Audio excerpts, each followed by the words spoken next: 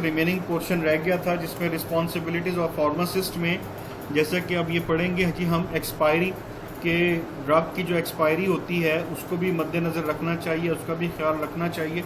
देखें, keep the drug in front of shelf which are about to expire and drug having the long expiry should be keep back side. मतलब ऐसी drugs जिनकी expiry date करीब हो, आपने उसको front वाले शेल्फ पे रखना है ताकि उसको जल्द अज जल्द इस्तेमाल कर लिया जाए, ताकि उसको इस तरह से इस्तेमाल करवाया जाए कि वो एक्सपायर होने से पहले ही यूज़ हो जाए।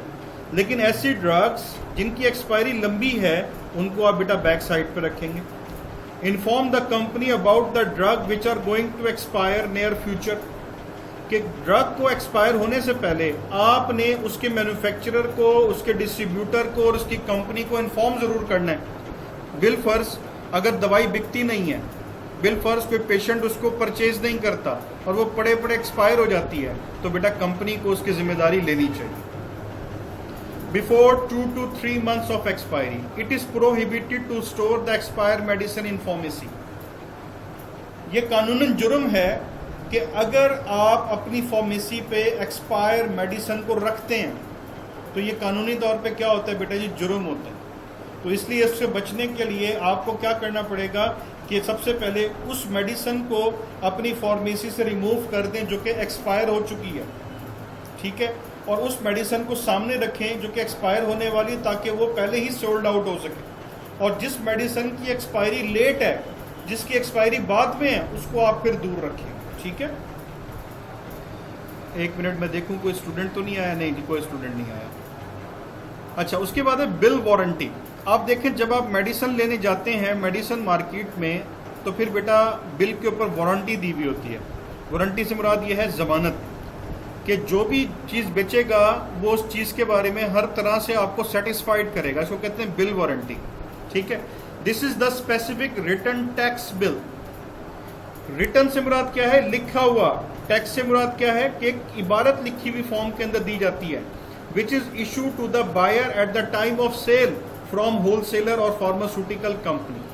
कि बेटा होलसेलर और फार्मास्यूटिकल कंपनी बिल आपको रिटर्न फॉर्म में या फिर डॉक्यूमेंटेड फॉर्म में देगा।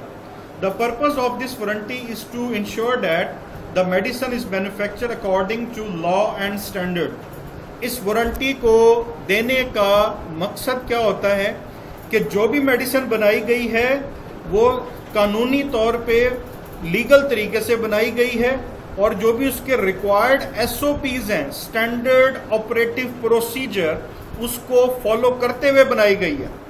The wholesaler, the pharmaceutical company would be responsible if any type of violation found in manufacturing and standard, कि अगर उसमें किसी किस्म की वायलेशन पाई जाती है तो वो होलसेलर और कंपनी उसके क्या होंगे, रिस्पॉन्सिबल होंगे, आप रिस्पॉन्सिबल नहीं। लेकिन अगर आप बगैर वारंटी के ड्रग ले आते हैं तो जाहिर सी बात है, जब उसको कोई वारंटी नहीं होगी तो उसके जिम्मेदार आप होंगे, बेचने वाला जिम्मेदार नहीं होगा। Drug name, batch number, company name, quantity, warranter name, signature and address should be mention on the bill warranty. कि बिल वारंटी के ऊपर ड्रग का नेम भी होना चाहिए, बैच नंबर भी होना चाहिए, company name, quantity, warranter name, signature, ये सब चीज़ें जो है ना उसके ऊपर होनी चाहिए। There should be no drug in the pharmacy without warranty. कि बेटा फार्मेसी पे कोई ऐसी ड्रग नहीं होनी चाहिए जो कि विदाउट वारंटी पड़ी हो। And the drug record should be computerize. Drug का जितना भी रिकॉर्ड है उसको क्या होना चाहिए बेटा, कंप्यूटराइज्ड होना चाहिए। आगे है टॉपिक, नया टॉपिक शुरू करते हैं बेटा, हैजर्ड। कि हैजर्ड किसे कहते हैं? हर वो चीज़ जो कि आपके लिए नुकसानदेह होती है, नुकसानदेह, उसको हम हैजर्ड कहते हैं। हर वो चीज़ जो कि आपके लिए नुकसानदेह होती है उसे हम क्या नाम देते हैं, हैजर्ड का नाम देते हैं, ठीक है। एनीथिंग और any condition which has potential to cause injury और हार्म टू द हेल्थ। कि बेटा हर वो चीज़ या हर वो कंडीशन जिसमें ये सलाहियत होती है, पोटेंशियल से मुराद क्या है, सलाहियत, जिसमें सलाहियत होती है कि वो इंजरी पैदा कर दे या फिर आपकी सेहत को नुकसान पहुंचा दे, तो उसको बेटा हम हैजर्ड कहते हैं। अब देखें कौन कौन सी चीज़ आपकी सेहत को नुकसान पहुंचा सकती है। नॉइज़, शोर, एयरबॉर्न कंटेमिनेंट्स के हवा के साथ आने वाले ऐसे मादा जात जो कि बेटा आलूदगी पैदा करते हैं। मूविंग व्हीकल्स, ट्रांसपोर्टेशन से आपको नुकसान पहुंच सकता है। मैनुअल हैंडलिंग, किसी चीज़ को उठाते हुए, रखते हुए, ऑपरेट करते हुए आपको नुकसान पहुंच सकता है। स्पाइल्स, स्पॉइल से मुराद क्या है? तेल का लीक होना या किसी चीज़ का लीक हो जाना। और नेकेड फ्लेम, कि जो आग का शोला है वो आपके लिए बेटा बाइस नुकसान बन सकता है।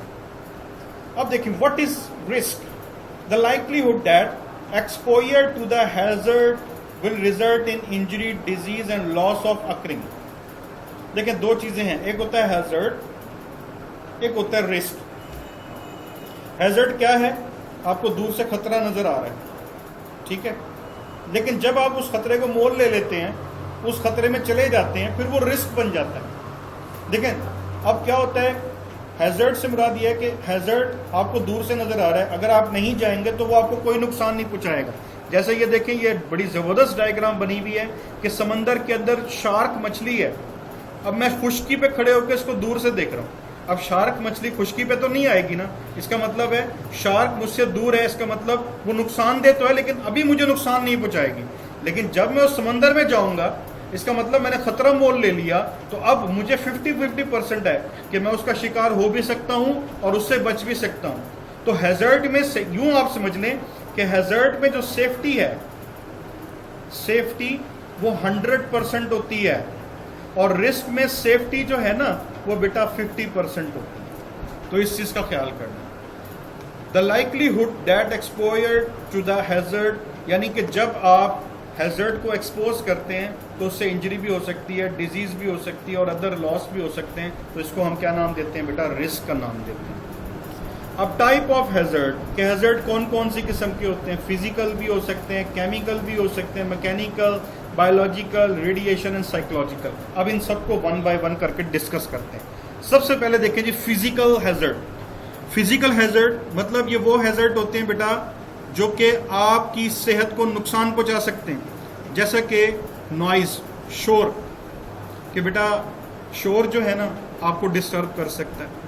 प्रोजेक्टाइल, मतलब प्रोजेक्टाइल से मुराद क्या है? कहीं से गिर जाना, जैसे ये देखें सीढ़ियों से गिरना, ये प्रोजेक्टाइल के अंदर आता है, तो ये आपको नुकसान पहुंचाएगा। हीटिंग डिवाइस, कि कोई भी हीटिंग डिवाइस है वो आपको नुकसान पहुंचा सकती है। स्लाइपिंग, स्लाइपिंग से मुराद स्लैब से निकला है, जब कोई चीज़ आपको लगती है, टकराती है, जैसे गाड़ी का टकरा जाना, वो भी हैजर्ड है। और मूविंग मशीनरी एक्सीडेंट, और कोई भी जब मशीनरी चल रही हो तो वो मशीन भी आपको नुकसान पहुंचा सकती है। मतलब हर वो चीज़ जो कि फिजिकली आपको डैमेज कर सकती है उसको फिजिकल हैजर्ड कहते हैं जी। केमिकल हैजर्ड में देखें तो केमिकली आपको किन किन चीज़ों से नुकसान हो सकता है? नंबर 1 रिएक्टिव, कि कुछ चीज़ें ऐसी होती हैं जो बहुत ज़्यादा रिएक्टिव होती हैं, तो रिएक्टिव होने की वजह से उनके रिएक्शन से आपको नुकसान हो सकता है। टॉक्सिन मतलब जहर, जहर, जहर से नुकसान हो सकता है। कोरियन, कुरेसिव, मतलब कुरेसिव से मुराद ये है स्किन को जला देना, जिल्द को जलाना, जैसा कि हाथ के ऊपर तेजाब का गिर जाना कुरेसिव है। और फ्लेमेबल, आग पकड़ लेना, तो ये सब की सब चीज़ें केमिकल हैजर्ड के अंदर आती हैं जी। मैकेनिकल हैजर्ड, बेटा जहां पर भी वर्ड आता है ना मैकेनिकल, उससे मुराद होता है मशीनरी, ठीक है। जहां पर भी वर्ड आता है ना मैकेनिकल, इससे मुराद क्या होता है बेटा? मशीनरी होती है। अब देखें ये जितनी भी मशीन के टूल्स हैं ये सब बेटा आपको नुकसान पहुंचा सकते हैं, तो ये सब के सब मैकेनिकल हैजर्ड के अंदर आते हैं।